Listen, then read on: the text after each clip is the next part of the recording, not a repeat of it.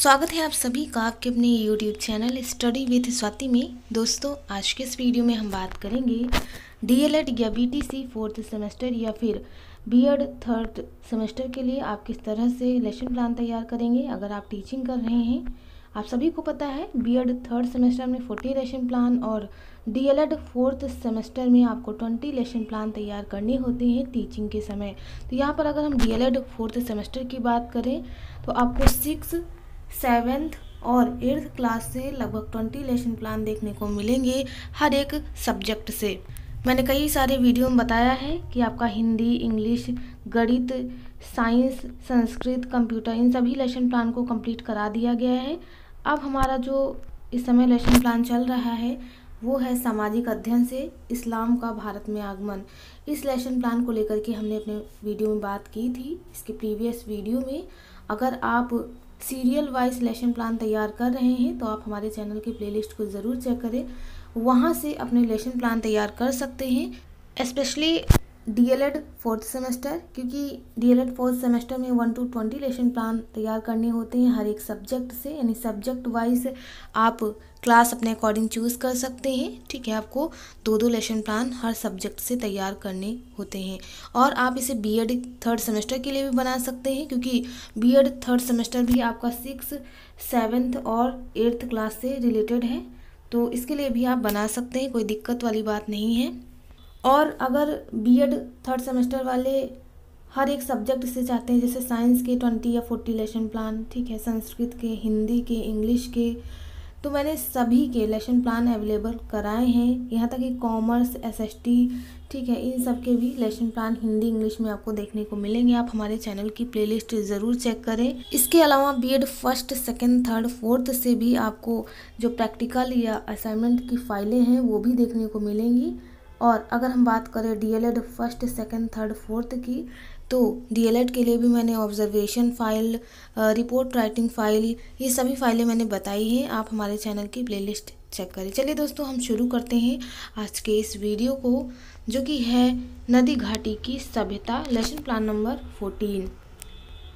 तो आइए शुरू करते हैं। तो यहाँ पर आप देख पा रहे हैं पाठ योजना संख्या पड़ी है। आप नंबरिंग अपने अकॉर्डिंग कर सकते हैं। अगर आप कॉपी करके बना रहे हैं तो बिल्कुल सीरियल वाइज इन चीज़ों को लिखेंगे। उसके बाद आप ऐसे ही कॉलम वाइज चीज़ें मेंशन करेंगे। दिनांक, जिस भी डेट को आप लेसन प्लान बनाएंगे यहाँ पर वो डेट डालिएगा, आप डेट कॉपी मत करिएगा। उसके बाद आएगा कक्षा, यानी क्लास 6 है, और क्लास 6 से जो हमारा विषय है वो है इतिहास और नागरिक जीवन। आपका एसएसटी का पार्ट है, ठीक है। दूसरा है कालांश, यानी पीरियड आपका 5th पढ़ा है, आप अपने according 1st, 2nd, 3rd, 4th, 5th कुछ भी डाल सकते हैं। उसके बाद आएगी अवधि, यानी जिसे आप टाइम पीरियड कहते हैं, कितने मिनट के लिए आपका पीरियड चलेगा यहाँ पर आप मेंशन करेंगे। अगर 30 मिनट का है तो आप इसे मेंशन कर सकते हैं। यहाँ पर मिनिमम 30 मिनट और मैक्सिमम आप 45 मिनट डिवाइड करके टाइम पीरियड लिख सकते हैं। उसके बाद आएगा टॉपिक, यानी प्रकरण।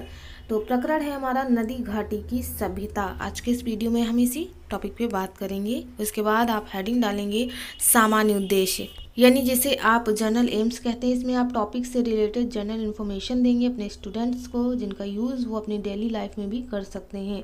तो यहाँ पर जो सामान्य उद्देश्य होगा वो आपके विषय से संबंधित रहेगा। विषय है आपका इतिहास और नागरिक जीवन, तो इससे रिलेटेड आपके पॉइंट होंगे। इसमें पहला है छात्रों में इतिहास विषय के प्रति रुचि उत्पन्न करना। दूसरा पॉइंट है इतिहास विषय का ज्ञान देना। तीसरा है छात्रों में सामाजिक भावनाओं का विकास करना। तो ये हो गए सामान्य उद्देश्य जो कि आपके विषय से संबंधित थे। मिनिमम आप 2 और मैक्सिमम आप 5 या 10 भी डाल सकते हैं सामान्य उद्देश्य में। उसके बाद आएगा विशिष्ट उद्देश्य, यानी जिसे आप स्पेसिफिक एम कहते हैं। स्पेसिफिक एम की बात की जाए तो इसमें आप स्पेसिफिक एम को लेकर के चलेंगे या स्पेशल नॉलेज देंगे अपने स्टूडेंट्स को। टॉपिक से रिलेटेड जो भी आपका टॉपिक रहेगा उससे संबंधित आप विशिष्ट जानकारियाँ देंगे। तो इसमें आप लिखेंगे छात्रों को नदी घाटी की सभ्यताओं से परिचित कराना। तो ये हो जाएगा विशिष्ट उद्देश्य। उसके बाद नेक्स्ट आएगा सहायक सामग्री, यानी जिसे आप टीएलएम या टीचिंग लर्निंग मटेरियल या टीचिंग एड्स कहते हैं। इसमें आप अपने टॉपिक को पढ़ाने के लिए जो भी चीज़ें यूज़ करेंगे, जैसे आपने टॉपिक को पढ़ाने के लिए टॉपिक से रिलेटेड चार्ट चार्ट पेपर बनाया जो है चित्र उसको आपने शो किया है। ठीक है, इसके साथ ही श्यामपट्ट कार्य जो आप करते हैं यानी ब्लैक बोर्ड वर्क उसको आप मेंशन कर सकते हैं। Chalk, duster, marker, pointer, flash card या फिर कोई भी चीज़ या वस्तु हो गई तो अगर आप यूज़ करते हैं तो उन चीज़ों को भी आप सहायक सामग्री में शो करेंगे। उसके बाद आएगा पूर्व ज्ञान यानी प्रीवियस नॉलेज। छात्र या छात्राओं को पहले से क्या कुछ पता है टॉपिक से रिलेटेड, तो सभी छात्र नदी घाटी की सभ्यताओं से आंशिक रूप से परिचित हैं, यानी जो सभ्यता का विकास हुआ है नदी घाटी के माध्यम से उनके बारे में छात्र या छात्राएं थोड़ी बहुत जानकारी रखते हैं, उन्हें पता है। यह है बच्चों का पूर्व ज्ञान यानी प्रीवियस नॉलेज। उसके बाद आएगा प्रस्तावना प्रश्न यानी इंट्रोडक्टरी टाइप क्वेश्चंस।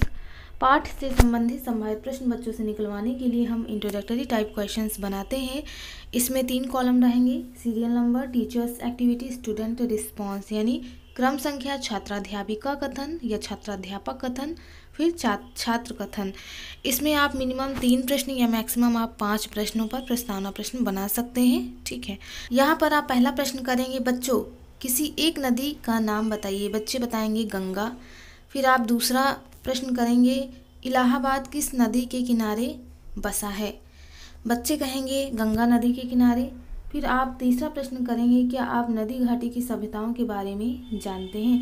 तो यहाँ पर बच्चों के लिए समस्यात्मक प्रश्न हो जाएगा, प्रॉब्लमेटिक क्वेश्चन आ जाएगा। अब यहीं आप उद्देश्य कथन लेकर के चलेंगे। और अगर आप इन प्रश्नों को रिलेटेड करके दिखाना चाहते हैं, जैसे यहाँ पर बच्चों ने आंसर दिया था गंगा, ठीक है, तो आप दूसरा प्रश्न बना सकते थे गंगा नदी किस शहर के किनारे बसा हुआ है, तो आप बताएंगे इलाहाबाद, यानी बच्चे बताएंगे इलाहाबाद। फिर आप तीसरा प्रश्न करेंगे कि इलाहाबाद जो नदी है गंगा नदी ये किसका प्रतीक है, तो बच्चे बताएंगे संगम, या फिर यहाँ पर बता सकते हैं कि समस्यात्मक प्रश्न आ जाए उनके लिए, तो यहीं से आप उद्देश्य कथन बना लीजिएगा। तो इस तरह से आप खुद से भी रिलेट करके आप इंट्रोडक्टरी क्वेश्चन बना सकते हैं। ठीक है, क्योंकि मैंने हर एक वीडियो में बताया है ये आप लोगों की ही फाइलें होती हैं जो मुझे मिलती हैं, उसी से मैं चीज़ें बता देती हूँ। जो भी चीज़ें सही नहीं होती हैं वहाँ पर भी मैं करेक्शन करा देती हूँ, तो अपने अकॉर्डिंग भी चीज़ें आप बना सकते हैं। कोई ज़रूरी नहीं कि जो चीज़ें हैं वो रिलेट ही करें। ठीक है, आप लेसन प्लान में चीज़ों को इधर उधर करके भी बना सकते हैं, बशर्ते आपके टॉपिक से रिलेटेड प्रस्तावना प्रश्न होना चाहिए। मेनली तो यही कहा जाता है कि क्वेश्चन जो है एक दूसरे से रिलेट करना चाहिए, बिल्कुल सही है। लेकिन इतने सारे लेसन प्लान बनाने होते हैं, अगर आप टॉपिक से रिलेटेड अपना इंट्रोडक्टरी क्वेश्चन बनाते हैं तब भी वो सही माना जाएगा। चलिए हम ऑब्जेक्टिव ऑफ एम देखेंगे। ऑब्जेक्टिव ऑफ एम है उद्देश्य कथन, यानी बच्चों आज हम लोग नदी घाटी की सभ्यताओं के बारे में जानेंगे, या बच्चों आज हम लोग नदी घाटी की सभ्यताओं के बारे में विस्तार पूर्वक या विस्तृत अध्ययन करेंगे। तो इस तरह जो आपका उद्देश्य कथन आएगा वो आपके टॉपिक से रिलेटेड रहेगा। ठीक है, उसके बाद आएगा प्रस्तुतिकरण प्रश्न, यानी जिसे आप प्रेजेंटेशन क्वेश्चन कहते हैं। इसमें आप अपने टॉपिक को पढ़ाने के लिए प्रिपेयर रहेंगे। टॉपिक से रिलेटेड आप विकासात्मक प्रश्न कर सकते हैं, या फिर अगर बच्चों को टॉपिक से रिलेटेड कोई भी आइडिया नहीं है तो आप शिक्षण बिंदु में उस पॉइंट को इंक्लूड करते हुए आप छात्राध्यापिका या छात्राध्यापक उस टॉपिक को एक्सप्लेन करेंगे। ठीक है, और छात्र अनुक्रिया में छात्र जो है उस चीज़ को ध्यानपूर्वक सुनेंगे। इसके लिए आप 3 कॉलम जरूर मेंशन करना, शिक्षण बिंदु, छात्राध्यापिका या छात्राध्यापक कथन, ठीक है, और छात्रानुक्रिया। इस तरह से आप अपने टॉपिक को एक्सप्लेन करने के लिए शिक्षण बिंदु में नदी घाटी की सभ्यताओं के विषय में आप लिखेंगे। ठीक है, और उसको एक्सप्लेन करेंगे। छात्रानुक्रिया में छात्र इस चीज़ को ध्यानपूर्वक सुनेंगे। इसके अलावा अगर शिक्षण बिंदु आपको और बनाने हैं तो आप इसी टॉपिक को आप गूगल में डालिएगा।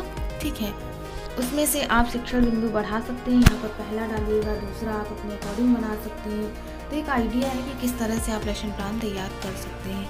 नेक्स्ट देखिए, हमारा नेक्स्ट पॉइंट है बोर्ड प्रश्न, यानी जिसे आप कॉम्प्रहेंसिव टाइप क्वेश्चन कहते हैं। इसमें आप ने जो टॉपिक पढ़ाया है उससे रिलेटेड आप क्वेश्चन करेंगे और ये जानेंगे कि बच्चों को कितना टॉपिक समझ में आ रहा है। तो इसके लिए आप मिनिमम 2 और मैक्सिमम 5 प्रश्न बना सकते हैं कॉम्प्रहेंसिव क्वेश्चन, यानी बोधात्मक प्रश्नों के लिए। तो इसमें पहला प्रश्न है सिंधु घाटी सभ्यता कैसी थी। दूसरा प्रश्न है मोहनजोदड़ो का क्या अर्थ है। तीसरा है मोहनजोदड़ो के स्नानागार से क्या पता चलता है। तो ये हो गया कॉम्प्रहेंसिव टाइप क्वेश्चन। उसके बाद नेक्स्ट आएगा श्यामपट्ट कार्य। यानी जिसे आप ब्लैक बोर्ड वर्क कहते हैं। इसमें आप ब्लैक चार्ट को काट करके व्हाइट स्पार्कल पेन से चीज़ें वैसे ही मेंशन करेंगे जैसे कि फर्स्ट पेज पे करते हैं, date, class, subject, topic, period, ठीक है, और टाइम पीरियड। ये सारी चीज़ें यहाँ पर बॉक्स में आप मेंशन करेंगे और यहाँ पर अपने विषय को डालते हुए यहाँ पर प्रकरण यानी टॉपिक रहेगा। तो इस तरह से आप ये चीज़ें डालेंगे। उसके बाद टॉपिक से रिलेटेड कोई भी क्वेश्चन यहाँ पर एक दे सकते हैं कि मोहनजोदड़ो को क्या कहा जाता है, ठीक है, या फिर सिंधु घाटी की सभ्यता कैसी थी। तो इस तरह से आप ब्लैक चार्ट को काट करके ये चीज़ें मेंशन करेंगे। अगर ब्लैक चार्ट नहीं है तो ब्लैक स्केच पेन का यूज़ करते हुए ऐसे ही ब्लैक बोर्ड का शेप देकर ये चीज़ें आप मेंशन करेंगे। उसके बाद आएगा पुनरावृत्ति प्रश्न, यानी जिसे आप रिवीजन वर्क टाइप क्वेश्चन कहते हैं। इसमें आप अपने टॉपिक को रिवीजन करवाएंगे क्लास में यानी कक्षा में ही। इसके लिए भी आप टॉपिक से रिलेटेड कोई भी प्रश्न दे सकते हैं। आप मिनिमम 2 या अगर आप 1 भी देना चाहें दे सकते हैं, लेकिन मिनिमम आप 2 दीजिएगा और मैक्सिमम 5 दे सकते हैं, उससे ज़्यादा का कोई मतलब नहीं है। तो यहाँ पर इस तरह आप पूरे टॉपिक का रिवीजन करवा देंगे एक प्रकार से। जैसे कि इसमें पहला है मोहनजोदड़ो का क्या अर्थ है, दूसरा है सिंधु सभ्यता कैसी सभ्यता थी, ठीक है। उसके बाद नेक्स्ट आएगा निरीक्षण कार्य, यानी जिसे आप सुपरविजन वर्क या ऑब्जर्वेशन वर्क कहते हैं। इसमें आप पूरे टॉपिक का रिवीजन करवाने के बाद जब आपके स्टूडेंट या छात्र या छात्राएँ शामपट कार्य पुस्तिका में उतार रहे होंगे तब आप उनका निरीक्षण करेंगे यानी ऑब्जर्व करेंगे कि उनको क्या नहीं आता है। निरीक्षण के दौरान उनकी आप सहायता भी करेंगे, ठीक है। ये हो जाएगा निरीक्षण कार्य जो आपके द्वारा यानी शिक्षकों के द्वारा किया जाएगा। उसके बाद लास्ट में आएगा गृह कार्य, जिसे आप होमवर्क कहते हैं। इसमें आप बच्चों को घर से करने के लिए टॉपिक से रिलेटेड कोई भी क्वेश्चन दे सकते हैं और नेक्स्ट डे आप उसे चेक करेंगे। जैसे कि इसमें दिया है सभी छात्र प्रस्तुत पाठ सिंधु घाटी की सभ्यता के प्रश्नोत्तर याद करके आएंगे। तो ये हो गया गृह कार्य, इसे बच्चे घर से करेंगे। तो यहाँ पर जो लेसन प्लान नंबर हमारा 14 था वो कंप्लीट हो गया। इसके नेक्स्ट वीडियो में यानी पाठ योजना संख्या 15 रहेगी, जिसको लेकर के हम बात करेंगे, जिसमें आपका विषय रहेगा पृथ्वी और हमारा जीवन और टॉपिक रहेगा पृथ्वी की गतियाँ। तो इसे हम नेक्स्ट वीडियो में कवर करेंगे। तो उम्मीद और आशा है आप सभी को हमारा यह वीडियो पसंद आया हो। अगर आपको हमारा यह वीडियो पसंद आया है तो प्लीज़ हमारे चैनल स्टडी विद स्वाति को सब्सक्राइब करना ना भूलें। वीडियो का नोटिफिकेशन पाने के लिए बेल आइकन ज़रूर प्रेस करें ताकि मैं जो भी वीडियो अपलोड करूं उसका नोटिफिकेशन आपको मिल जाया करे। साथ ही वीडियो को लाइक करना, शेयर करना और कमेंट करना ना भूलें। कमेंट के माध्यम से आपके जो भी प्रश्न हैं, आपके जो भी सुझाव हैं वो दे सकते हैं, आपके कमेंट का रिप्लाई किया जाएगा। तो चलिए दोस्तों, मिलते हैं अपने एक नेक्स्ट वीडियो में एक नए टॉपिक के साथ। तब तक के लिए आप सभी का बहुत बहुत धन्यवाद। Thank you friends, keep watching and share to others.